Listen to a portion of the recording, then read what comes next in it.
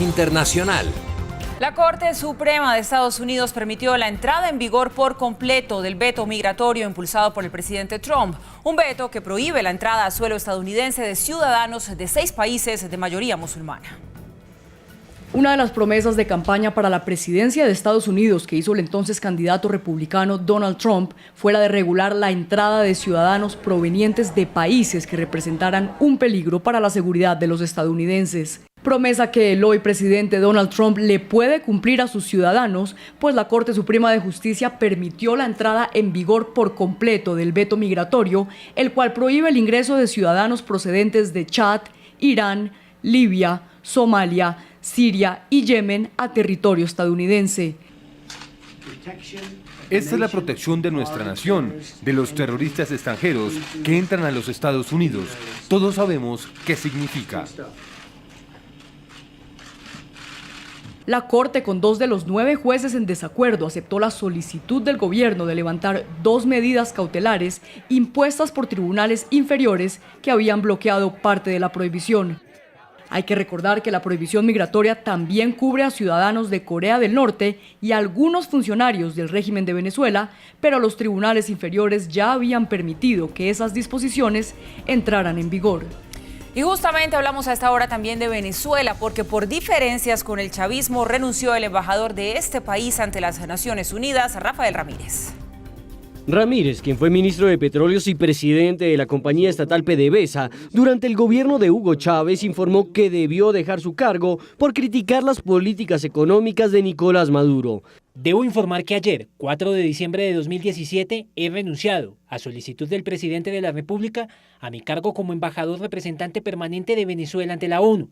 Se me ha removido por mis opiniones. Me mantendré, pase lo que pase, leal al comandante Chávez.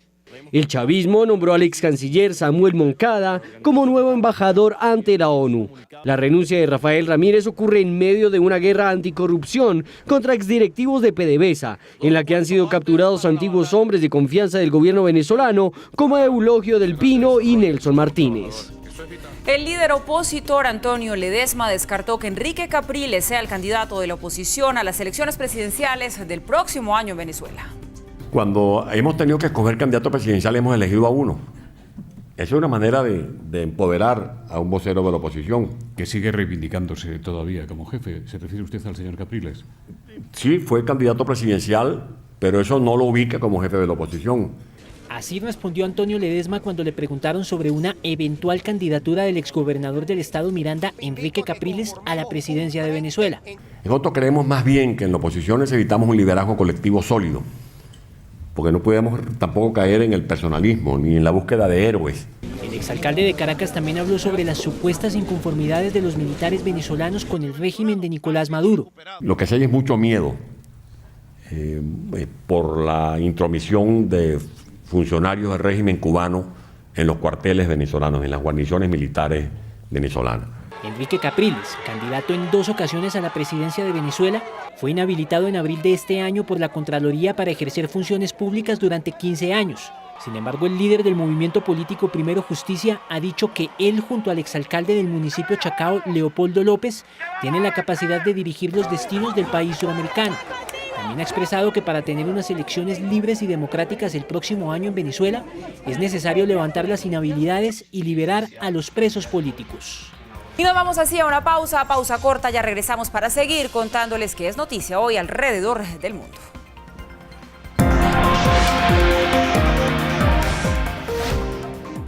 Hola, buenas noches. La Fiscalía General de la Nación investiga la masacre ocurrida en Maguí, Payán, departamento del Nariño. La primera hipótesis de las investigaciones es que se trata de un enfrentamiento entre el ELN y disidentes de las FARC, así como organizaciones criminales, por el control del narcotráfico en el territorio. Todos los detalles de esta información en nuestra emisión de las 8 de la noche de Red Más Noticias. De vuelta ya aquí en Red Más Internacional, el presidente Donald Trump anunció que Estados Unidos reconocería a la ciudad de Jerusalén como capital del Estado de Israel. Una noticia que no cayó bien a la comunidad internacional, en especial a los países árabes.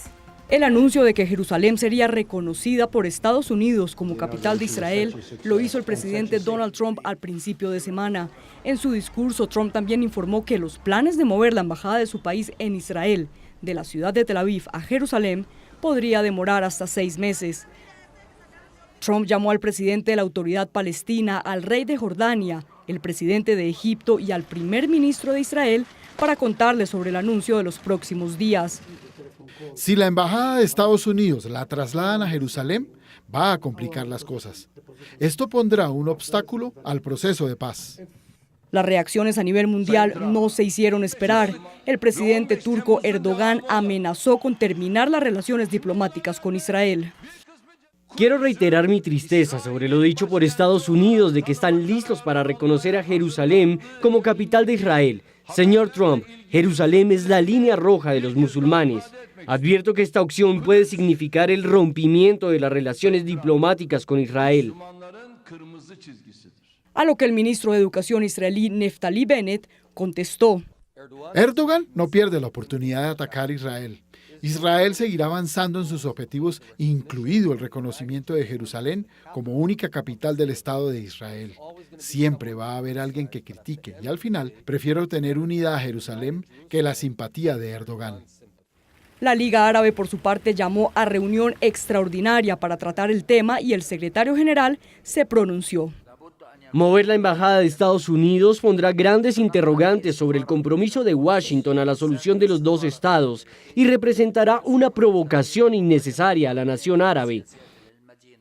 La Unión Europea, así como el presidente de Francia, Emmanuel Macron, también se pronunciaron sobre el hecho y estuvieron de acuerdo en que mover la embajada de Tel Aviv a Jerusalén podría poner en riesgo las negociaciones de paz entre el Estado de Israel y los palestinos.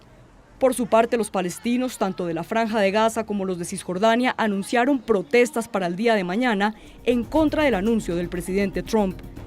Autoridades judiciales en España retiraron la orden de detención europea que pesaba contra el expresidente catalán Carles Puigdemont y 4 de los miembros de su gabinete que viajaron a Bélgica después de declarar la independencia unilateralmente. El Tribunal Supremo de España retiró hoy la orden de arresto internacional contra el expresidente catalán Carles Puigdemont, autoexiliado en Bélgica tras un referendo de independencia declarado ilegal en un intento por devolver el caso solamente a la jurisdicción española.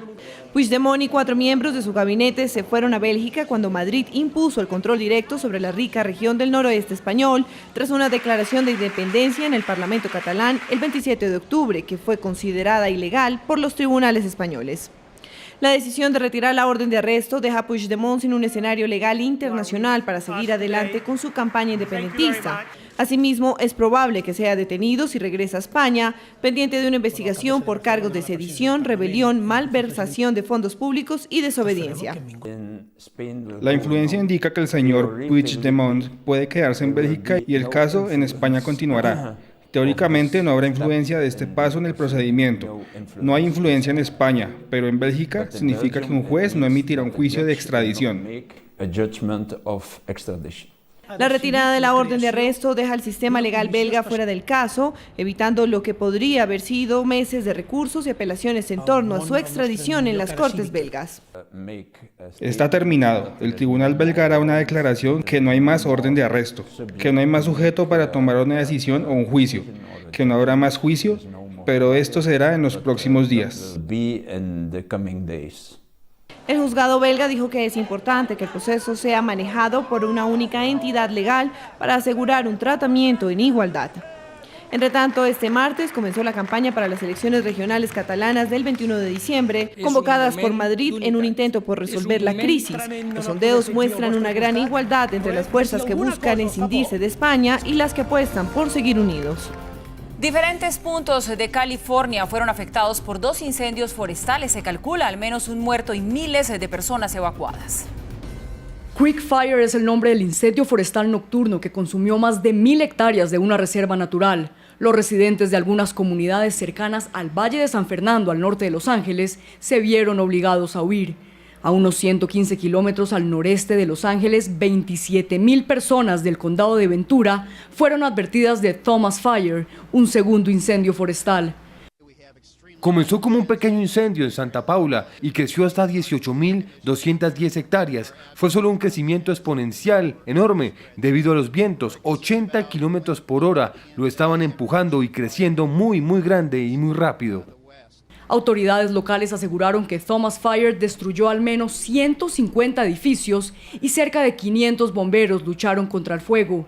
Otros 210 hombres del departamento de Los Ángeles se unieron en el esfuerzo coordinado para combatir el incendio de Creek. Los fuertes vientos del este empujaron el fuego hacia las ciudades de Santa Paula y Ventura, donde viven cerca de 140,000 personas. El incendio fue avivado por ráfagas de viento procedentes del desierto de Santana hacia el este. Se espera que alcancen los 115 kilómetros por hora y permanezcan fuertes durante la semana por la baja humedad, según datos del Servicio Meteorológico Nacional. Un tren de pasajeros chocó este martes cerca de la ciudad alemana de Düsseldorf contra otro de carga, dejando cerca de 50 personas heridas. El principal operador ferroviario alemán explicó que el siniestro ocurrió como consecuencia de la colisión de un convoy regional de la línea RE7, operado por la empresa National Express Rail, contra un tren de mercancía de la compañía DB Cargo que estaba detenido. El departamento de bomberos dijo que el tren llevaba hasta 150 pasajeros. Y Rusia declaró a 9 medios de comunicación estadounidenses como agentes extranjeros, todo esto en respuesta a una medida similar adoptada por Washington contra RT y un socio de la agencia Sputnik. El Ministerio de Justicia de Rusia enumeró este martes a Voice of America y Radio Free Europe, Radio Liberty, como agentes extranjeros, una medida que podría hacer que pierdan sus credenciales de información en el Parlamento ruso. Lo primero será un proyecto de decreto sobre la prohibición para visitar la Cámara Baja de la Asamblea Federal de la Federación Rusa por parte de los representantes de los medios de comunicación de los Estados Unidos de América, que fueron declarados agentes extranjeros. El anuncio ocurre en medio de una escalada entre Rusia y Estados Unidos sobre los medios de comunicación financiados por el gobierno, después de que el comité que gobierna el acceso a Capitol Hill para los periodistas de difusión retiró las credenciales para RT la semana pasada. El Parlamento ruso prometió también prohibir el acceso a las organizaciones de medios enumeradas como agentes extranjeros. Obviamente es un movimiento recíproco a la decisión que se tomó hacia nuestra compañía de televisión RT y Sputnik. El Ministerio de Justicia ruso ha indicado que la nueva designación implicará aún más limitaciones en el trabajo de nuestra empresa en Rusia. Hasta ahora se desconoce la naturaleza completa de estas limitaciones. El canal de televisión actual, así como algunos otros servicios de RFE, también se han incluido en la lista. La Organización de Estados Americanos pidió a los candidatos a la presidencia de Honduras, a Juan Orlando Hernández y a Salvador Nasralla, que lleguen a un acuerdo para verificar supuestas irregularidades en las elecciones del 26 de noviembre. Las dificultades en el recuento de votos de las elecciones del 26 de noviembre y las supuestas irregularidades en el proceso provocaron protestas y fuertes enfrentamientos en Honduras. Cada situación de orden público hizo que los policías se declararan en huelga. Somos apolíticos nosotros, apolíticos. Queremos la paz, que reine la paz en nuestro territorio. Y esto es a nivel nacional, esta acción oficial a nivel nacional. En aras de superar la crisis política, la Organización de Estados Americanos, OEA, instó al candidato presidente Juan Orlando Hernández y a su oponente Salvador Nasralla a lograr un acuerdo que permita la verificación de votos. Por su parte, la misión de observación de la Unión Europea hizo un llamado a la calma, ya que el proceso no ha terminado. A decir, sigue un periodo para que los candidatos y para que los partidos puedan hacer sus peticiones, sus impugnaciones, y eso debe ser respetado por el Tribunal Supremo Electoral. En respuesta a un pedido de la alianza oposición, el Poder Electoral confirmó la realización de un escrutinio especial con más de 5.000 actas. Hasta el 8 de diciembre hay plazo para impugnar los comicios que dejaron como ganador al actual mandatario Juan Orlando Hernández. Salvador Nasralla ha insistido en desconocer los resultados por supuesto fraude.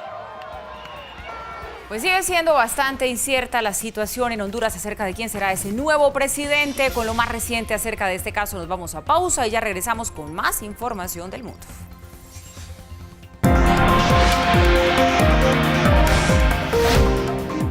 Buenas noches. El entrenador español Juan Manuel Lillo presentó renuncia a su cargo como director técnico de Atlético Nacional tras no haber clasificado a la final de la Liga del Fútbol Profesional Colombiano y haber quedado eliminado a manos del Deportes Tolima. Y está por definirse la salida o continuidad de Julio Avelino Comesaña en el Junior de Barranquilla. Todo parece indicar que se queda en el cuadro de la Arenosa. Más información en la emisión central de Red Más Noticias a las 8 de la noche.